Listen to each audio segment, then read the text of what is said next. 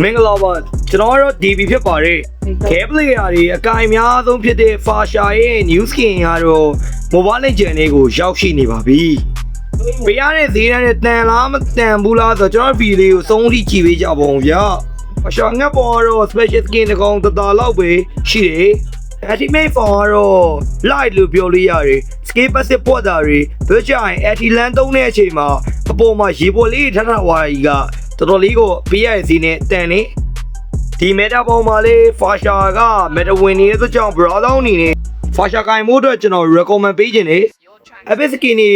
ဝယ်ထားတဲ့ညီကိုတွေနေတော့ဒီ skin ကိုဝယ်ဖို့အတွက်ကျွန်တော် recommend ပေးခြင်းနေ Epic Skin နီးလောက်ထိကို effect ကတော်တော်လေးလာတယ်ဒါအပြင် skin squad တစ်ခုအနေနဲ့လာတဲ့ကြောင့် browser အနေနဲ့ဒီ skin က limited skin လေးဖြစ်သွားမှာဖြစ်ပါတယ်ဒီ skin ဝယ်ညီကိုတွေအနေနဲ့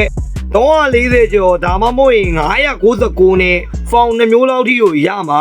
ကျွန်တော်အနေနဲ့ဒီ skin ဝယ်ဖို့အတွက်ကျွန်တော် recommend ပေးခြင်းနေနောက်ဗီဒီယိုများမှာပြန်တွေ့ပါမယ်ဗျ